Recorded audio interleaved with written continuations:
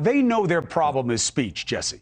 And that you're allowed to say things that are wrong. You're allowed to say things that are untrue.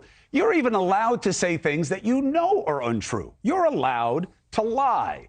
It's, did you do anything that was unlawful in pursuit of what you were saying? So it doesn't really matter if you believe it or not is going to be their theory. It's what you did. And when you look at that for all the different things, the big red flag on your side, Jesse, is unindicted at this point, co-conspirators, including some of his attorneys. That means they could be witnesses, and those could be very powerful witnesses when they were your attorneys that can have a lot of sway with a jury. How do you deal with the piece that the electors they put in were fraudulent? You knew what they were trying to do. You were trying to put in your own set of electors to overrun these states' counts and find some friendlies in the states to help you do that. And you knew that that was wrong, and you did it anyway. So, Chris, the answer to that is pretty simple, is that the Constitution always protects the right to petition the government for redress of grievances. And so you can, if Congress has to take an act, it cannot be, under our Constitution, that Congress has to vote for X way, or it's a criminal act if they vote Y way. And in this case, that is in essence what Jack Smith is alleging, is that Congress criminally had to vote a certain way, and that's just not true. Wait, I don't understand, Jesse. Help me understand. Congress to do something. Hold on, I'm not interrupting to be a jerk. Yeah. I don't understand. The way I read the indictment, it is that Trump and co.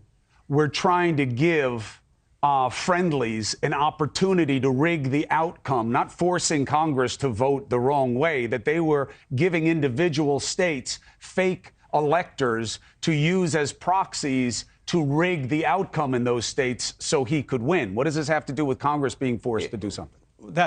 But the only, because here's what happens, is that by having electors vote is, first of all, something that there is legal and historical precedent for. Jack Kennedy successfully did that in 1960, and it worked because there was a recount that went Jack Kennedy's way in the 1960 election. So legally you can do that. So the question then is, by taking and giving those electoral ballots to members of Congress, did that violate the law? And it doesn't violate the law, because you can always ask Congress to do something. You can always ask Congress to act. That is something that our founders put in the First Amendment. And the one thing that we see from this indictment is it's an absolute assault on not just the speech clause of the First Amendment by saying that President Trump in various statements that he made violated the law, or the Assembly Clause, suggesting, as Jack Smith did improperly today, I'll add, talking about the January 6 acts of other people. Right. But also the petition clause of the First Amendment. I get it. I get the petition clause. That's why this fails. Sorry, but I get it. Shan, I want to bring you in here.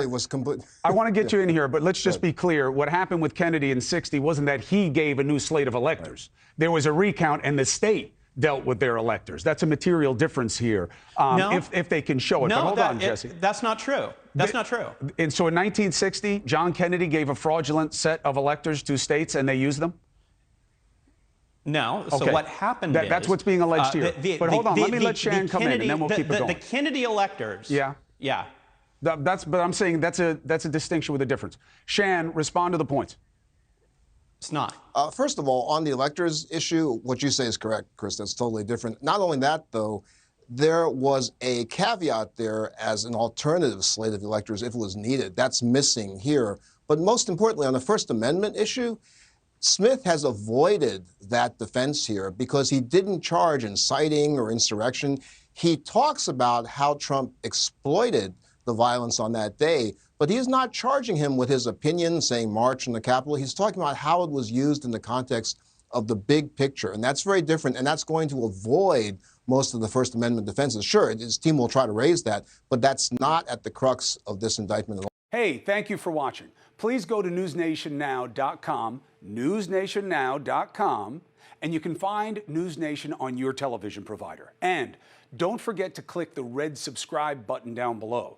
Then you will get more of News Nation's fact-driven coverage.